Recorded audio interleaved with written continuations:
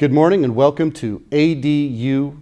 I'm Andrew Goodrich, Vice President, Director of Athletics at Gardner-Webb University, and I have the distinct pleasure to interview Jack Swarbrick, Vice President and Director of Athletics at the University of Notre Dame. Welcome, Jack. It's great to be here. Thank you so much for meeting with us. The real purpose for today's interview is to explore the experiences you've had as an athletics director for 15 years compared to some of us who have just gotten in the chair like myself and so many others who aspire to get into the chair. A little bit about Jack before we get started. In addition to being an athletics director for 15 years, Jack has also worked as an attorney and a partner at Baker and Daniels, where he represented USA Gymnastics and served as the chairman of the Indiana Sports Corporation, in addition to a number of other things that he has done throughout his career, and we really appreciate your time and expertise. Thanks. I should make sure my other former clients don't feel slighted. I represented a lot of national governing bodies, did work with the United States Olympic Committee and the NCAA. So, fantastic. Well, after graduating from the University of Notre Dame with an MBA, I made the decision that I wanted to be an athletics director. And in doing so, it took 17 years to get there and did a lot of work. And one of the books that was recommended to me was a book called Lessons for Leaders from Dr. Homer Rice. And so today's questions for you are inspired deeply from this book, a book that I recommend many people read. So Dr. Rice learned a really important leadership lesson early in his career. He got to coach a prison football team, and it really shaped him. Our question for you today is, would you share a story from your childhood or something early in your career that shaped you and helped influence your leadership style today? you know, I think you're influenced by so many people. I had a series of educators along the way, going all the way back to middle school, who had a huge impact, coaches that had a major impact on my life. So I think it's more people than events. As you go along the journey and you get more responsibility, certainly those experiences teach you a lot. But I love to learn from other leaders. Your worst nightmare is to be a CEO and you get a seat next to me on a plane, because I'm going to pick your brain for the entire flight. So yeah, it's more about people that I've had the opportunity to work with, meet, and learn from. Fantastic. Now, in 2008, when you took the chair, did you feel a pressure, or did you feel a need to instill your own personal values or leadership philosophies on the department? Yeah, I was. I wish I could tell you that I did, but I was so clueless when I started that I can't give myself credit for sort of having a plan like that. Right? It was. In contrast to your story, I didn't aspire to be an AD, and the overture from Father Jenkins came out of the blue. He and I had never met, even though we were classmates. And when he called and asked if I might have an interest, I said no, but I'd love to talk to him about what I thought the university should be looking for, because I cared deeply about my alma mater. I subsequently found out he had even less interest in me than I had in the job, but our 2.5 hours spent together talking had an impact on both of us, and I knew I wanted to, if I got the opportunity, I wanted to serve the university, and I wanted to work with him, and I got the opportunity. Fantastic. Now, times have changed quite a bit since Dr. Rice was in the chair, and probably even sped up by COVID. We'd like to learn, how do you balance having a fun and caring work environment, at the same time holding teams, people, departments responsible for their attitudes, their efforts, and their results?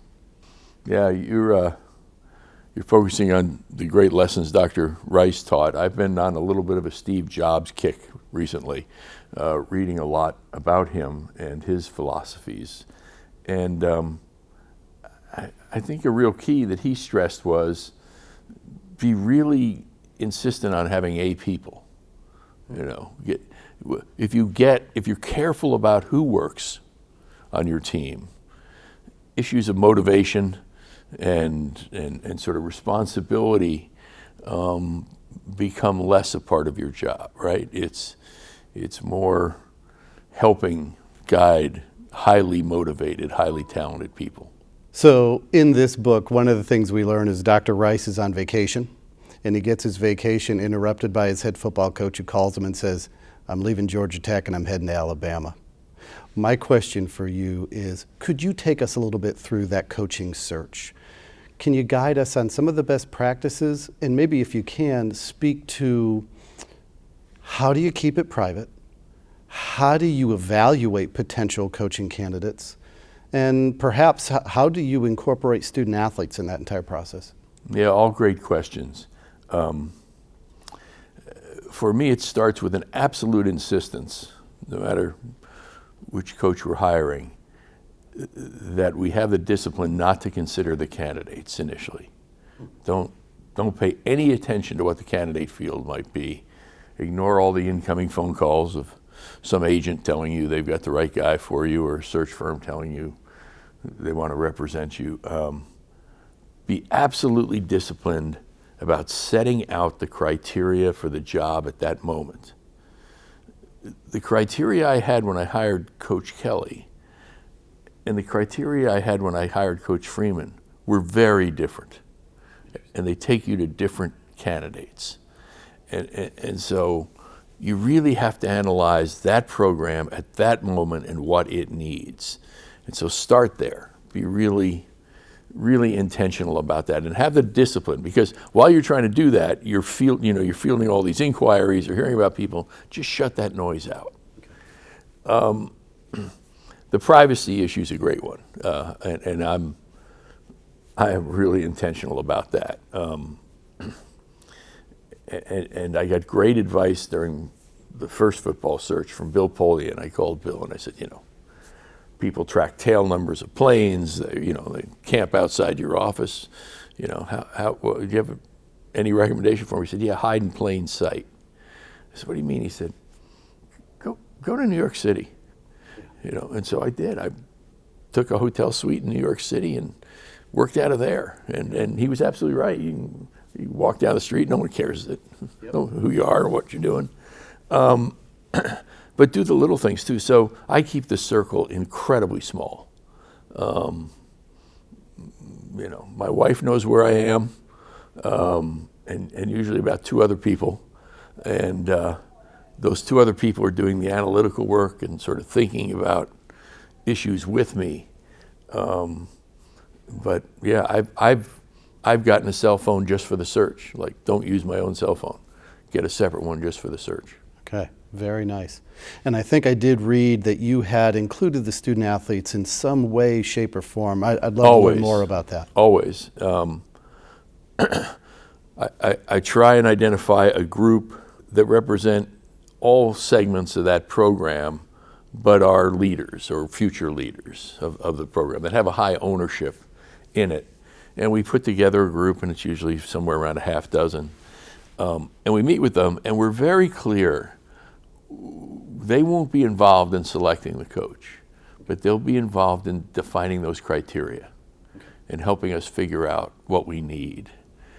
And the degree to which students embrace that opportunity and participate with you and give you their ideas is I guess it's not surprising. They're vested in their sport, but it's really helpful. Very good. Dr. Rice talked about that when you're in the chair, there will always, every day, there will be challenges. You're never going to have an easy day. But the difference is some people look at those challenges and they see problems. Others look at those challenges, they see opportunities.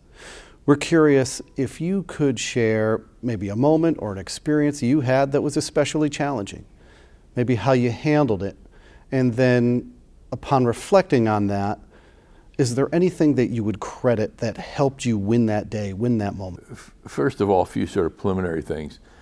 One of the lessons I had to learn when I took the job was that every day will bring something.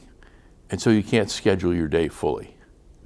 I spent, my poor assistant in the first 6 months spent all her time rescheduling the day because something would come up. So we had to learn to have the discipline to leave space in the day to deal with whatever arose. And so I would encourage young athletic directors to adopt that discipline, but also the discipline when you don't have a crisis to fill that moment, still preserve it as separate time just to think. These jobs are incredibly demanding, and sometimes there's a perception that if you appear not to be active, you're not doing something, right? Mm-hmm. Those are really valuable times just to reflect, to think, maybe to read, but to have the discipline to take time to just think about the business. I've had my share of challenging moments, and those are the moments, in a sense, I'm most proud of, because that's when the university needs you the most. Right. You serve it every day, every moment, and they're all important. But it's in the crises that impacts perception to the university and their reputation where you have to be at your best. And your ability to navigate those, for me, is so dependent on staying connected to the values that drive the university and your department. If you don't have clarity about those, crises are hard to deal with. But if you do, for better or worse, it becomes easier to make the decisions. You may make some bad ones, but you're grounded in very specific values that help guide that. Not sort of the transitory, how do I deal with this problem? It's sort of, how do I deal with this problem in the context of what we believe in and who we are? And it really helps you. I tell my staff all the time, both as an institution, Notre Dame Athletics, but individually, you have to know your why. Decision making is hard if you don't know your why. And I'd encourage young people who might view this to take the time to think about their why. There's no wrong answer to that, right? It might be family, it might be money, it might be service, but clarity about what it is. Because if you have that clarity, your personal decisions become easier, whether to take a job, whether to do something. And when you have it, understand it for the institution, institutional decisions become much easier. Dr. Rice was a lifelong learner. I wrote a dissertation on the lifelong learning skills of Division I student athletes. We're curious about your lifelong learning aspirations. What books or podcasts do you read or participate and listen to that you might recommend for some of us? Yeah, I'll go back to something I said earlier. For me, it starts with people. As I reflect on the things that have guided me, almost every one of them comes from a discussion or a person that taught me as I watched them or spent time with them. So that's the first thing. Don't allow relationships to evolve without pulling that out of them. Being intentional about, all right, how does this person do what he or she does, and what can I learn? What can I learn from them? Not a big podcast person. I'm too much of a music junkie, so that time tends to be spent listening to music. But in terms of reading and books, every day I read things that help me keep current, of course, on the New York Times and the Wall Street Journal are sort of at the top of that list, along with the industry publications like this one. And books, I love history. And so whether nonfiction historical books or even fictional books based on real historical facts are of interest to me. Doris Kearns Goodwin's Team of Rivals, book about Lincoln, was chock full of leadership lessons that I learned from and took. If you're going to read one book, this is not a revelation, and I think most people would identify it. For me, it's good to great. Okay. That is based in research, and it tries to answer the question, the companies that go from good to great, what are the things that cause it to happen? And they disprove a lot of things you might assume contribute to that and focus on the things that their research proved, and I think it's incredibly valuable. Very good. And the other thing I would suggest is reading things that sort of challenge you, that aren't sort of in your wheelhouse. So the magazine I read most faithfully is Wired. I'm reading about things that I know absolutely nothing about, but they tend to look toward the future and what might occur, and that's really helpful to me. Success in the chair sometimes isn't so much about what you do, but what you don't do. I'm curious if you could share, are there some most frequently made mistakes that ADs make in the chair that you could share that could help us avoid making those same mistakes? Well, you've just articulated the first one. I was picking the brain of a CEO of a Fortune 100 company years ago, and I asked him sort of, what's the one piece of advice you give me? And he said, every day there are 100 things that command my attention. He said, my job is to ignore 97 of them. I love that he didn't say my job was to pay attention to 3 of them. The discipline is not letting the other 97 distract you or pull you away from what you should be doing. Steve Jobs, as it turns out, said the exact same thing. He said it's the discipline to not do things that allows you to do great things. And so that'd be my first piece of advice. You get, all day long, people are approaching you with things they want you to solve or get involved in. It's a discipline to say no. That does 2 things. It keeps you focused on what only you can do. And that's the key. Those 3 things have to be something that no one else in the department can do. But as the leader, you need to pay attention to. But it also forces your team to deal with those issues without you. And if you've set the broader parameters, set the sort of clarity about your values, they should be able to do that on their own without you. I tell my team all the time, I want you to make decisions without consulting me. You have to be okay that afterwards I may come to you and tell you I would have made a different decision. But that's not a reason to delay making the decision. I want you to make it, and we'll talk about later why I might have done something else. That doesn't mean you shouldn't have made the decision. Fantastic. I love that advice. And really, this is my last question for you. Dr. Rice talks about how important the role of faith was to him in order to run a successful department.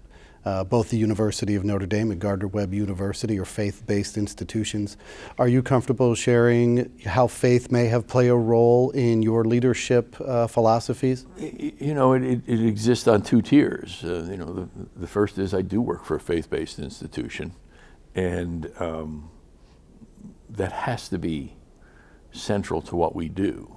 So those values that I talked about earlier need to be consistent with that. And we need to be clear in hiring coaches, in attracting prospective student athletes. Every prospective student athlete I meet with, I say, this is a faith-based institution. It's not about being one faith. And it's not a test of like where you are in your faith journey. But if you think faith isn't worth thinking about, it's not a great place to be because this environment thinks about faith a lot. So, yeah, personally, it's one of the things that defines me. I grew up Catholic. I attended the University of Notre Dame, so it's a part of who I am, and so it gets baked into my own personal values. Jack, that's fantastic. Well, on behalf of all the viewers, for ADU and myself, We just want to thank you for your time and your expertise, and we wish you best in 2023. Thank you very much. Thanks, and thanks for doing this. I think it's a great service to the industry, and keep it up. Thank you.